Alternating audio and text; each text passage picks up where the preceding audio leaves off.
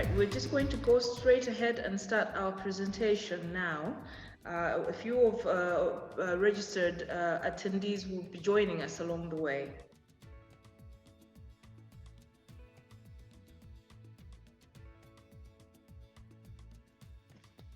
Now, at the end of this presentation, we will discuss in some detail the three main types of a CV. But before we do that, we would like for you to grasp all the key concepts regarding self-presentation to a potential employer. Would hope you construct a successful CV, including all the essential elements that need to be found on a CV. And we would help you write an effective cover letter to be included along with your CV for a job application.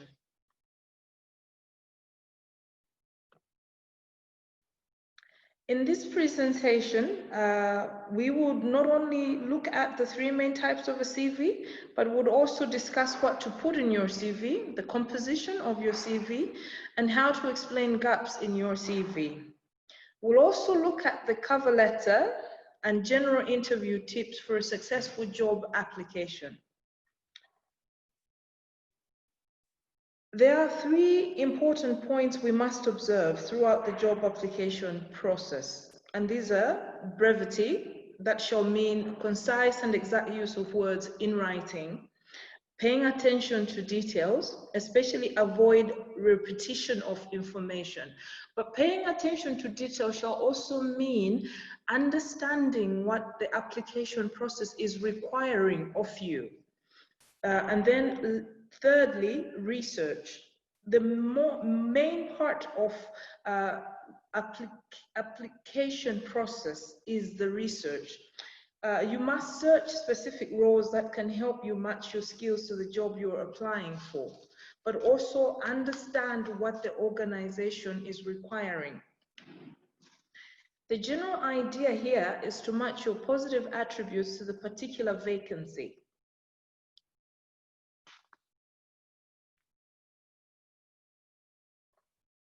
For example,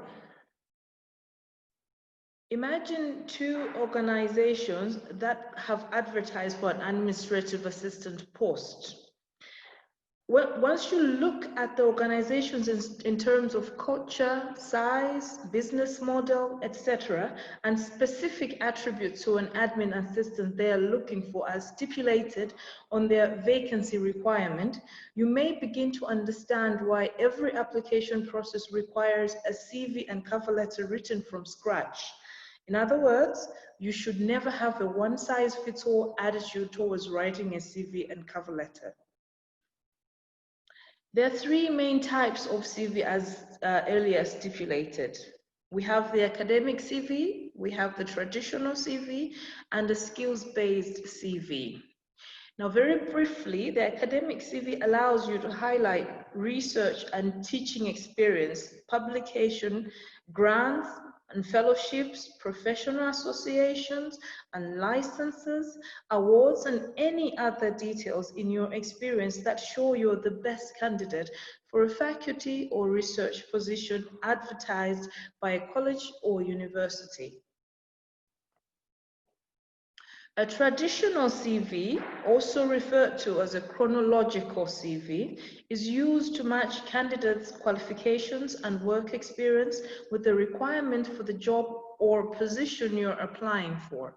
We will go in some detail looking at the traditional CV today.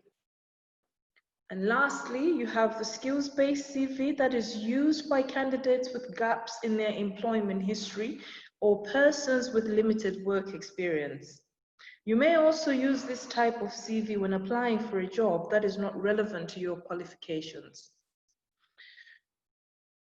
We will share with you all these three examples on email at the end of the presentation, just so you're able to refer back to this conversation at a later time.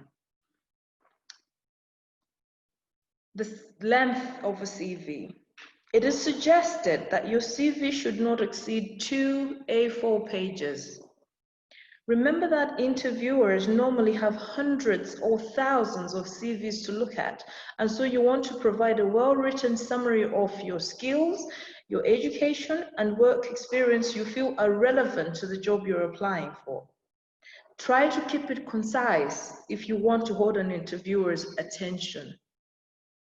An exception to the 2 A4-page document rule is when you're applying for an academic CV, and sometimes for technical jobs that may require detailed explanations of various projects that relate to the job you're applying for.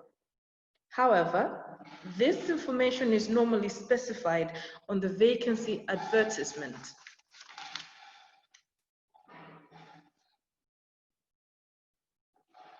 The composition of your CV. The structure and format of your CV will define its overall outlook and determine how the document will be read. Your CV should look flawless, professional, and easy to navigate.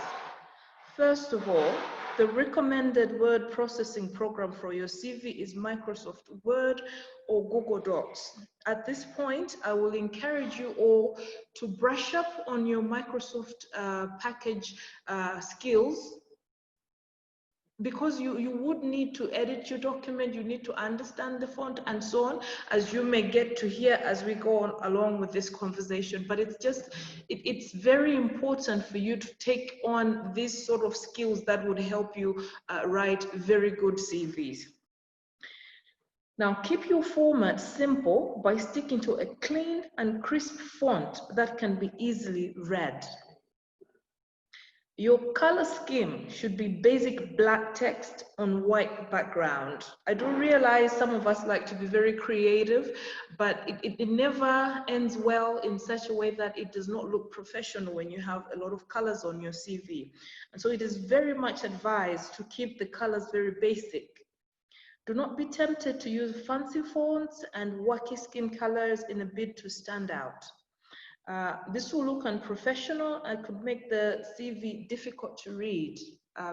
I normally use Times New Roman or Calibri. They're very professional in font style, and the size I normally go for 11 or 12. Those are my go-to sizes for writing professional documents.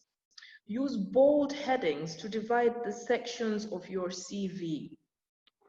This will help recruiters to navigate it when skim reading. Now, we've already mentioned that recruiters have thousands of CVs to look at a time, and so giving them an opportunity to find your documents very quickly is advised. Once you have the format, you need to structure it in a way that draws attention to your most valuable skills and creates a pleasant reading experience. I hope we were together so far. Okay, good. What to include in your CV? Of course,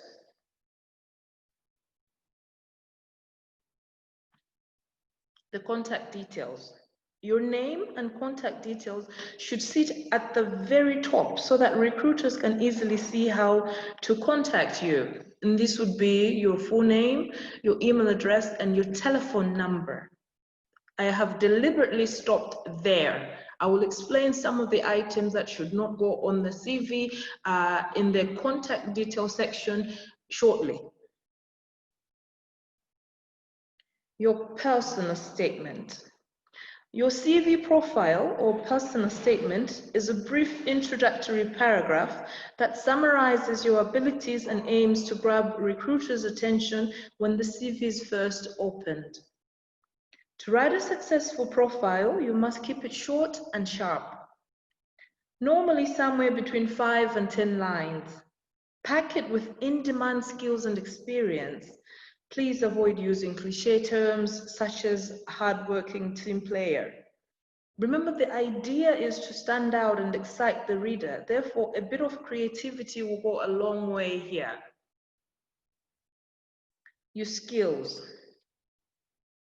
A bullet-pointed list of your most relevant skills provides a snapshot of your offerings as a candidate. Split your core skills over 2 or 3 columns.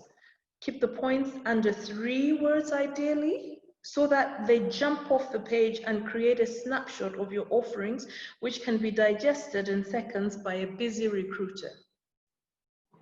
It is a great tool for making sure readers stick to your CV and not skip a part of it. These points should be heavily tailored towards your target role.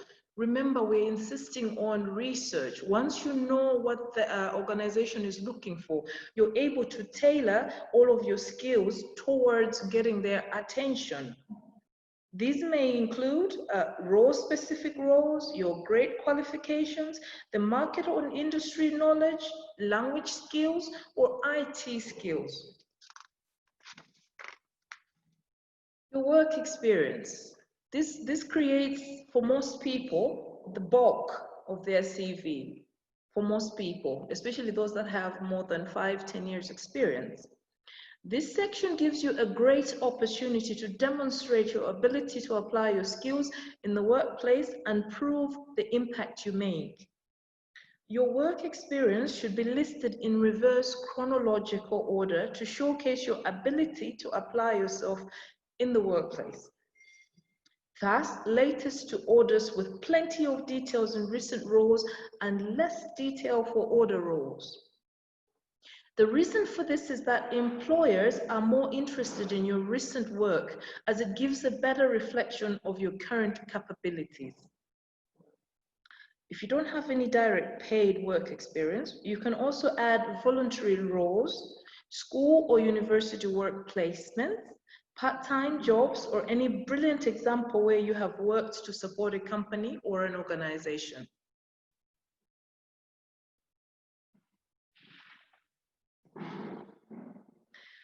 When writing role descriptions within your CV, you need to ensure that you make it easy for recruiters to read them and process the information you are trying to get across. Head each role with dates you were employed, the name of the employer, and the role, your actual role title. Follow with a short introductory line which describes who the employer is. It just, this particular point helps, especially when you're applying for jobs to an NGO that has just recently established its businesses in your country, or an international organization where you want to work abroad. And so giving a short introductory line to describe the employer helps the other person to visualize, to know exactly what that particular industry was. And then also give a description of where you sit within the organization and what the overall goal of that role is. This sentence builds context for that reader. Then list your responsibilities in short, concise bullet points.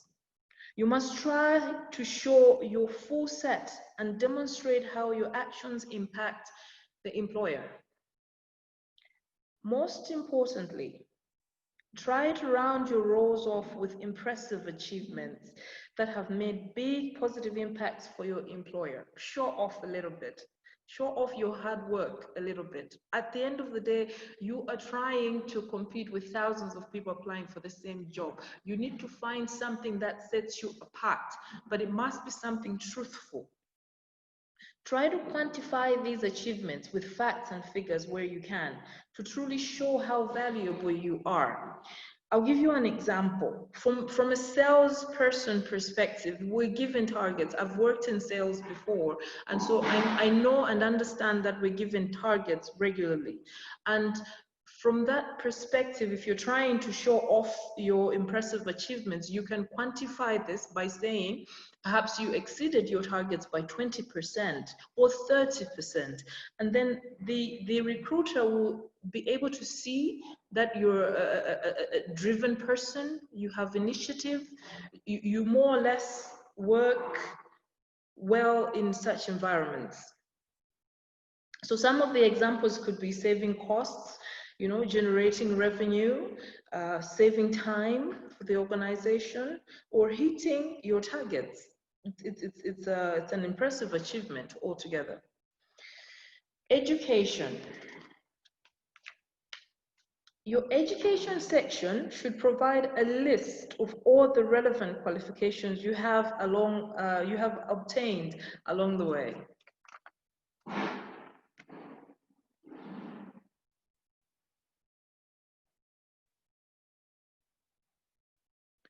References. References are 2 or 3 contact details and information about people that can give a general and more or less detailed idea of your work ethics, the type of person you are, your skills and attributes to the potential employer.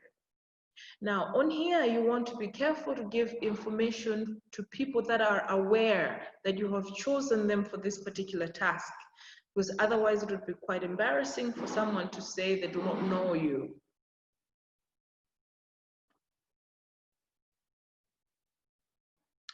What not to include in your CV.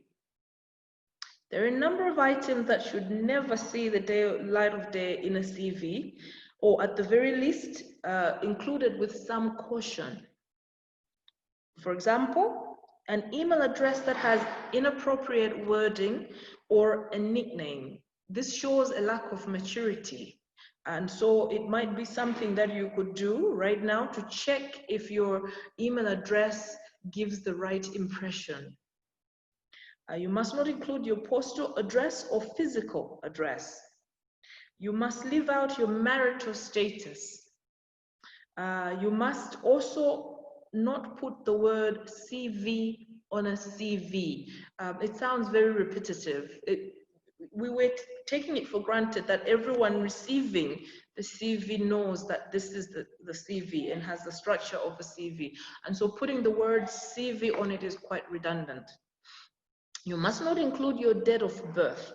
However, there's circumstances like recently the Malawi Defense Force were advertising for young people to join them, and they specified the age bracket between 18 and 25.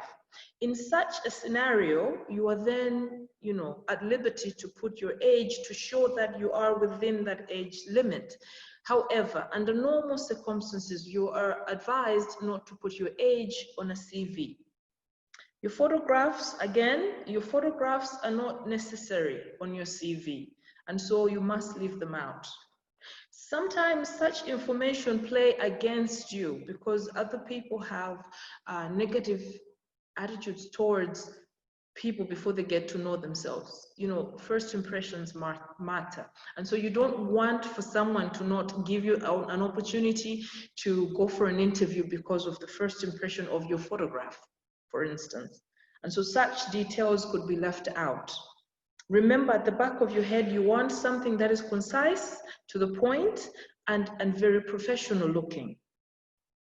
Your hobbies. I always have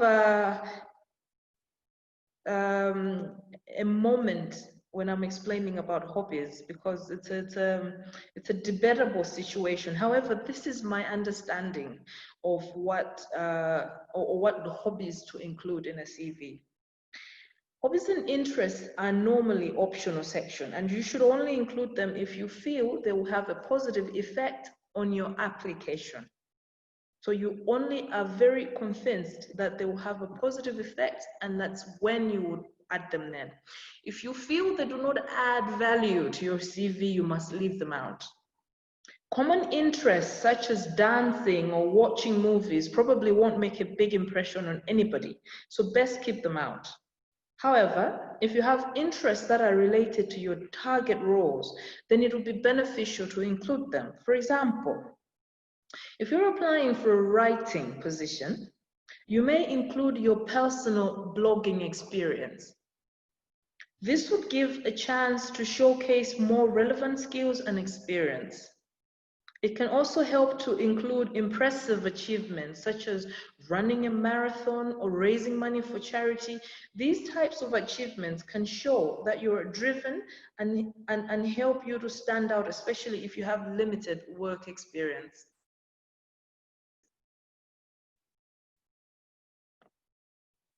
Explanation of gaps.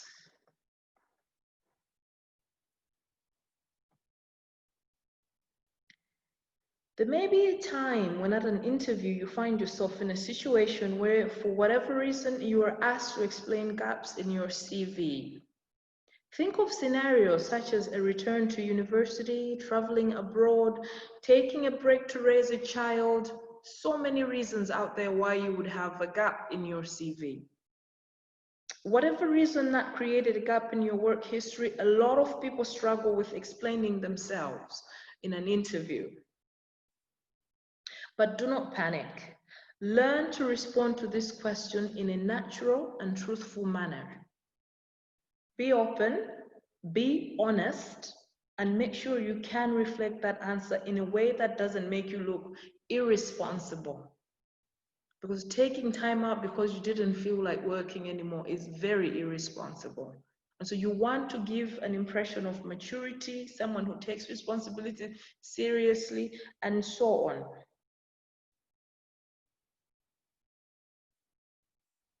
Before you go for an interview, read through your CV, the one that you've created, to prepare yourself for such questions that may potentially catch you off guard.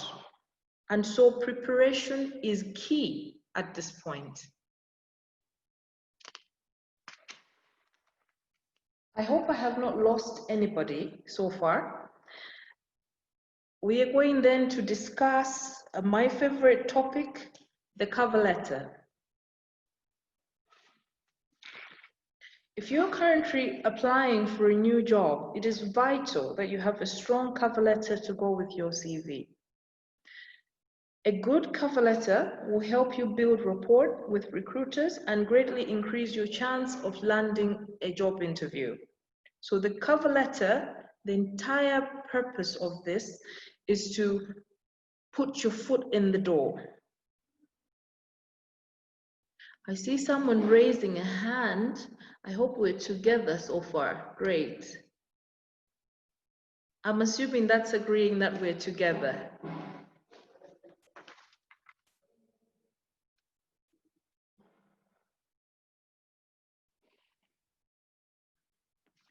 Sorry, I beg your pardon. I beg your pardon. Slight interruption.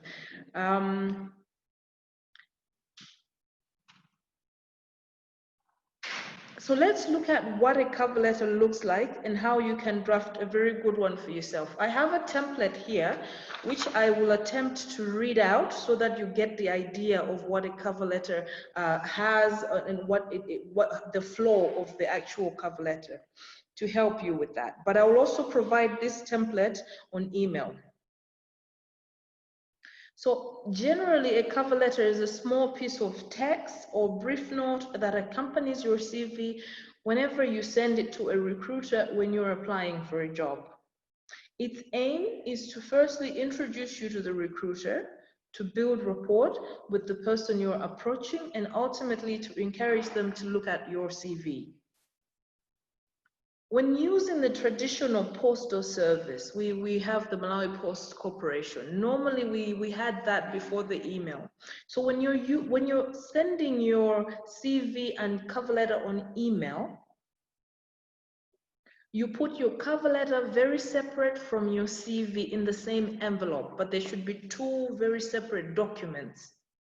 On email, however, a cover letter should be written in the body of the email and not as an attachment. I'll tell you why. The general idea is to quickly attract the recipient's attention. And so if you have it as an attachment, it might take a while for them to start downloading, going through to the file, to the folders, and finding the download document and then reading it through and so on. And it takes time. So think back on the point that they're looking at 100 CVs. And so the quickest way to get to you is best advised. In this manner, you can simply attach your CV to the completed email. Of course, your CV should have your full name, written CV on it. So, for example, myself, Ines Benvenuta Cosi CV. When writing the cover letter, start by addressing the recipient, hopefully by their correct name. It is important to use the correct salutation, such as Dr., Ms., Mrs., or other. Now, I'll tell you why. If someone is writing something to me and they've misspelt my name or they've addressed me in the wrong salutation, it takes away the joy of, interacting with them favorably after. So taking the time to really pay attention to small details. Recently, I've picked up on the fact that most HR managers and recruiters are putting their names on the application advertisement. And that just helps you know the person you're writing to. Then it stops you from using dear sir or madam. Dear sir or madam is so formal and so distant. I'd prefer to try and know the name of the person you're writing to. A quick thinking is just simply calling the organization, talk to the receptionist, secretary, admin assistant, whoever is by the phone, and asking them the name of the HR person. This way you can even go further and talking to the HR themselves and finding out things like the salary range, for instance, the culture of the organization, little things that would help you through the application process. But it doesn't hurt to understand the person's name. That way you're able to address them correctly. I'll give you an example of the cover letter that I'm reading out now. It says, Dear Mrs. Richardson. So it's very direct and to the point. The first paragraph. This should allow you to introduce the reasons for writing. State clearly about the job you're applying for. Now, I'm going to read through my template to give you an idea of what that sentence means. So this person applying for a job as a sales manager has said, I am a sales professional who called you yesterday asking about this open job position. I believe XYZ is an amazing company, so I would like to use an opportunity to present myself in hopes that I will join your sales team. That's a brilliant introductory paragraph, very short to the point with just 2 sentences. Now, the second paragraph will have the bulk content of your cover note. In this paragraph, you will explain why you're suitable for the job. Things to include in this section are your relevant skills, qualifications, current situation, transferable skills in summary. Remember, brief, be very brief. Most importantly, your motivation for applying for this particular job. I'll just read out one sentence for you to grasp the idea of what this particular sentence means. Well, this lady said, I've worked with sales for the last 3 years, and during that time, I was able to increase unit sale goals by 260%, continuously complete monthly goals of 100 meetings, and sell products with an average price of about $18,000. These are quantifiable things that she's put across as a selling point for herself. So the other person, the recruiter looking at her cover letter would think this is the person I want to talk to immediately. The last paragraph. Express your interest and eagerness to further discuss this position in an interview. At the end, sign off professionally and add signature. On this note, I will also encourage everyone to learn how to use an electronic signature. This is a signature that looks like a picture and you can attach it to your email. It's your handwritten signature that has just been captured that you can move to an email. It just looks really professional. The entire cover letter can be written in 6 sentences. So again, think at the back of your mind, be brief, You know, write a summary of what you're wanting to put across, but it must be a very professionally written summary that is attractive and interesting for someone to want to read. The purpose of the cover letter is to simply persuade the recruiter to open your CV. Remember to sell yourself and demonstrate that you are a suitable candidate for the job you're applying for.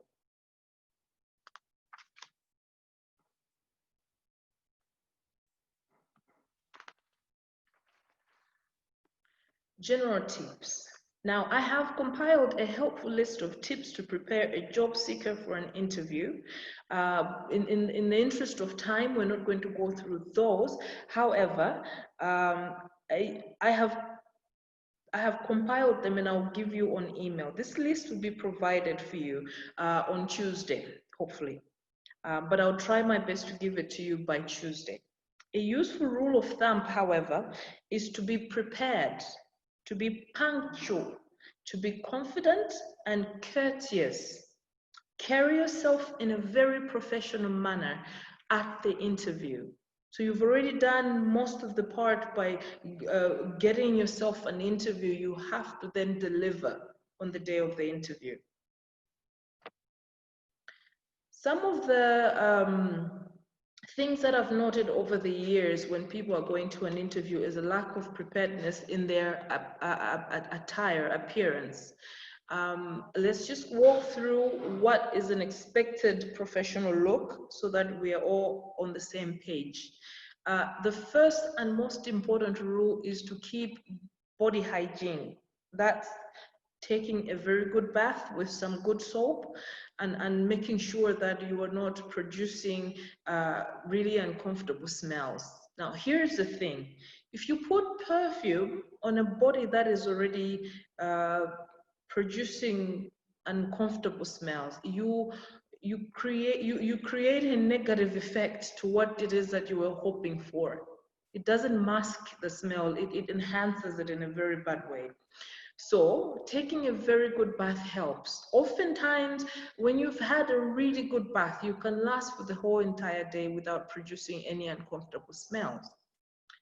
So your hair for females should be properly styled. This is straight back, cut short, just something that looks tidy. I know right now we have a lot of hair options, and then some hairstyles can get, you know, quite ambitious, but keep your hairstyles to styles that are very elegant. Coordinated blouse, keep away from colors that are all over the place. You want solid colors for your suits. You want the navies, the black, the rarely khaki or gray. You want your clothes to be knee length and hopefully not to attract too much attention. So you're keeping away from short things. You want good pair of shoes that are hopefully flat or they have a noiseless heel. These are the shoes that will not go click, click, click when you're moving about. And remember to not overpower your interviewer by putting on too much perfume. There's such a thing as too much perfume, and you do not want to find yourself being chucked out the door before your interview is completed because you are making the other person uncomfortable. For men, again, keep to dark and solid colors. Your shirt should be one color, not striped, not patterned. Your face should be well groomed and shaved, clean shaven. Your hair, again, very well groomed and clean shaven. Very well polished shoes, flat, ironed clothes, and that sort of thing. Think about a person that you meet at the bank assisting you. Those guys are the epitome of elegance and professionalism with how they dress. And so when you're going to an interview, think along those lines. Think about wanting to present the best possible part of yourself.